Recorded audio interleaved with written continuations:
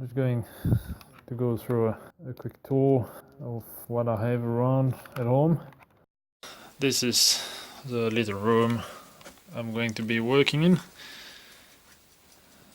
Nice little timber desk, both second-hand shop, and my actual electronic bench as it is at the moment. So I have oscilloscope, CRT scope, nothing really fancy, 20 MHz bandwidth. It's doing the job for most of my projects. That one's a little Dick Smith CRT scope.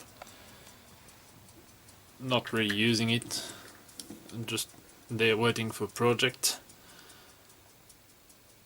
Little TV camera monitor, also waiting for project. Another screen. Good old vacuum tube calculator.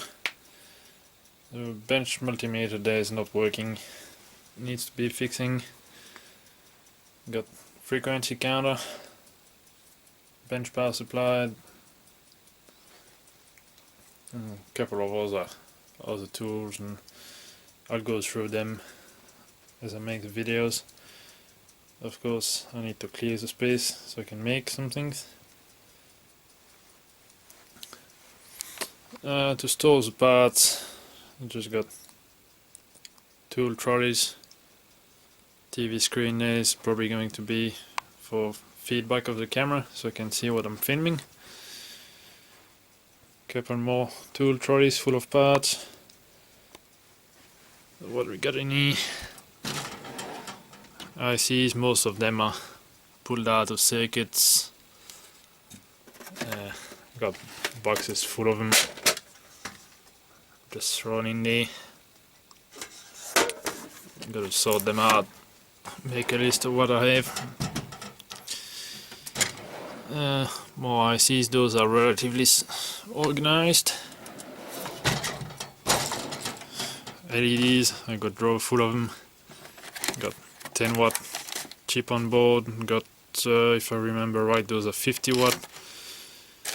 Got walls of 1 watt or half a watt. Yeah, half watt LEDs, those are UV. I got red, green, blue. I got, I think, about 3000 white ones. Some Russian LEDs. I have a fair bit of Russian stuff. Those are Russian green LEDs. Collection of salvaged displays. Well, salvaged except for a few. Those are Russian 7-segment green LED displays. I'll go through them as I go through the projects. Quite some nice vacuum tube displays in here. Those come out of calculator, I think. What was a Russian PCB? I'm guessing was a calculator. That one here, a bit of a special one.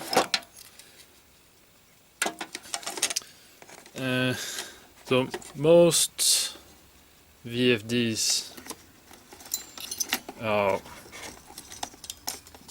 addressed as a matrix, so I have a bit hard to see. Yeah, focus on it. Heaps of pins. Some of the pin are to address similarly to you in a matrix as you would address rows.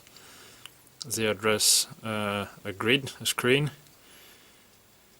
and the rest addressing similarly as you would address columns in matrix. They address segments. So you multiplex them, screen and segments. This one only has about a dozen pins, for which yeah, they look like there's a lot of pins there, but they're not soldered. There's only about a dozen pins soldered on the board, for which are just for the filament power. So that VFD actually has a chip inside and communicate with it via serial. The board has the Atmel microcontroller, if I remember right. I bought about 100 of them for dirt cheap, so I'm trying to reverse engineer the protocol so I can use it on different projects. I'll try to go a bit faster. All sorts of optical parts, neon bulbs, incandescent bulbs, mirrors, spinning mirrors, few laptops that I'm trying to fix. That one's a really good little Pentium 1, not much wrong with it, just a dead CMOS battery, and I was going to try to expand the memory and set up a SSD so I can use it when I'm on the road as a passenger, but I'm having trouble getting the SSD drive to work on all the hardware. That one there is actually a really good PC. Pull out of the scrap, nothing wrong with it. It's i5 Intel, I think. Came with half a terabyte of hard drive, 4 gigs of RAM. I expanded it to 12 gig and broke out a couple of SATA cable from the motherboard so I can have external drive. SATA is pretty good with that. For that you can plug a unpowered hard drive while the PC is running and then power it up. Technically SATA should be hot swappable. Some motherboards don't support it. I never had any problem with it really. So quite a good PC, cost me nothing. It's got a nice touchscreen overlay. I bought that for another project. It's just a resistive touchscreen. I didn't get around to build that other project yet, so it happened to fit just the size of the screen of that PC, so turned the all-in-one PC into a touchscreen PC. Still sorting a mess. So yes, pulling a lot of the parts I have are pulled out of devices that were meant to go to the scrap, so I have boxes full of random parts. See, I do salvage a lot of parts that most people wouldn't consider worth salvaging, like don't know, that one's a resistor, capacitor, probably not the resistor, power resistor. They do come in handy, like really old switches. Lot of parts. I have to sort them. I will get to that in a second when I show you where I store them. Just going back to the other room for a second.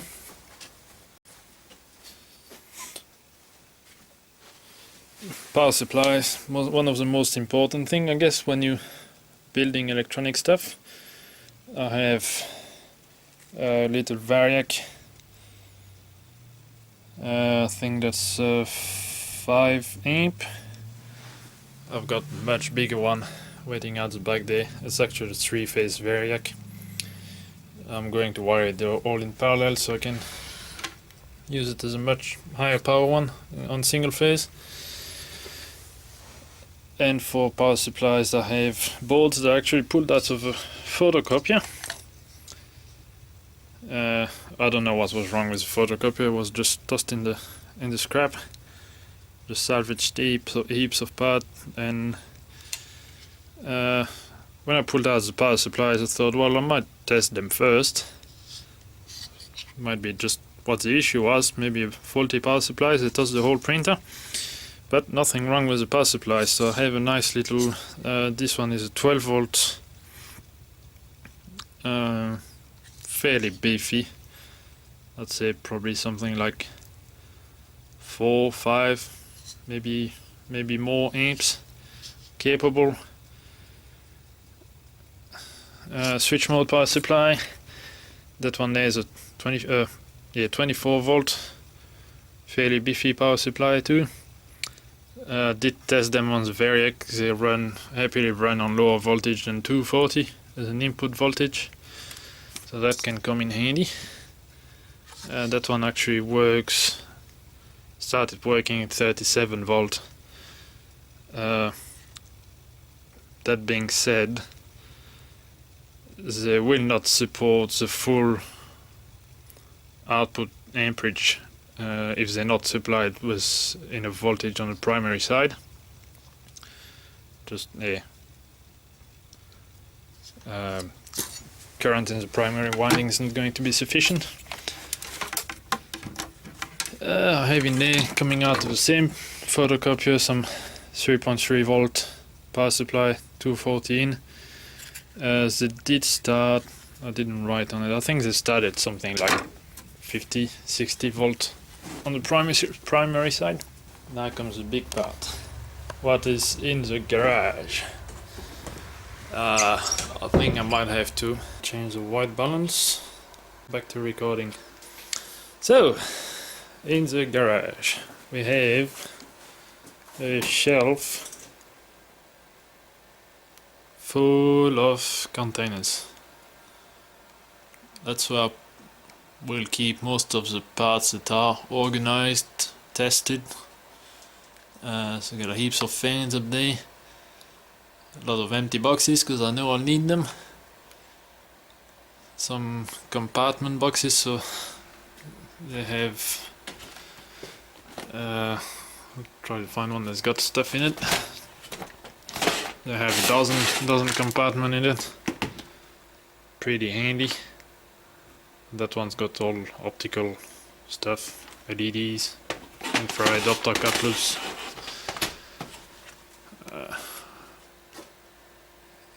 Got a fair choice there. They're not all labeled yet because they're not all organized. Down here we got heaps of parts I pulled out of those photocopiers. Some cable management clips. Got a box full of them. I wouldn't want to have to pay for that many. Heaps of screws. Feed through connectors. Heaps of gears. Because there's a few projects that got some mechanics involved that I want to build. And a heap of motors. We'll get to it. I'll pull the boxes out and go through them. And a lot of batteries. We'll come back to those in a minute.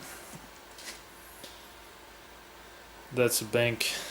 Well, it's actually half of the batteries coming from an inverter. I bought second-hand. Most of them are still in half decent condition. Got heaps of lithium-ion batteries. They come out of hoverboards. Big lot I bought on eBay for pretty much nothing. They pack quite a punch. Pretty high power density there. They might come in handy for like a little trailer workshop that I want to build. I want to have a little inverter inside of it. And then I got shelves covered in all sorts of things. Got X-ray tube. Video camera has been pulled apart, haven't been put together, back together yet. Test equipment, that's a logic analyzer, CRT screen. Got some old CPM laptop, old motherboard, old radio. I don't know what I'm going to do with that one yet. That one up there, that's a galvanometer, I believe the proper name is. It's a high voltage voltmeter. Goes up to 15 kilovolt. Got all printers yet to be pulled apart. That's one project for one day. Quite keen on that one. It's a circuit diagram of the radio transmitter that was aboard Soyuz, not Soyuz, Sputnik. Hoping to find all the tubes to make a replica.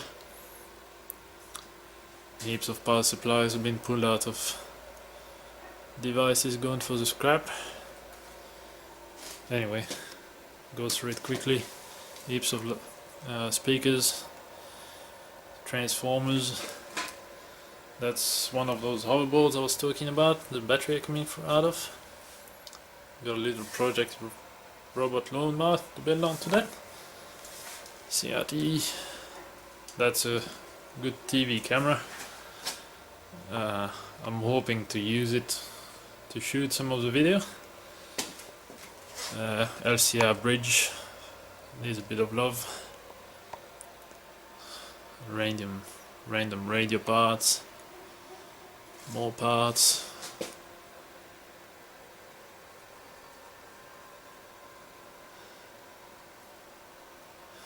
Starting a little collection of high voltage capacitors there. Can have some fun. Yeah, talking about high voltage capacitors, that's what I said I was coming back to. Those here are 8 kilovolt. I have to go back on the other side, check it. Oops. I don't know if the camera will pick it up. See, 10 microfarad, 8 kilovolt capacitors. Only got 3 of them, but can have some fun with it. And on the other side, that's where the big fun is. Got a big bank of battery.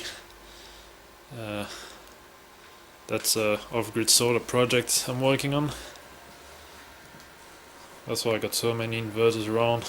Those actually the UPSs. That's 3.5 kVA. I believe that one was a 5 kVA. All pulled out of the scrap. Little X-ray machine. Needs some fixing. I don't think I'll be making any videos about X-ray because I'm not licensed to use it, so I'll fix it and then I'll decide what to do with it. And that is one of my biggest projects. I need to get a bit more space for it. That is a scanning electron microscope I bought on eBay for $10. It's pretty old. Unfortunately, it got damaged in transport, but we'll get to fix it one day. Little endoscope, also pulled out of the scrap. Nothing wrong with it. Brought it home, plugged it in, all works. That's another one that's got a dead screen. That one is 80 kVA UPS, 3-phase. That is going to be running out of the 480 volt battery bank.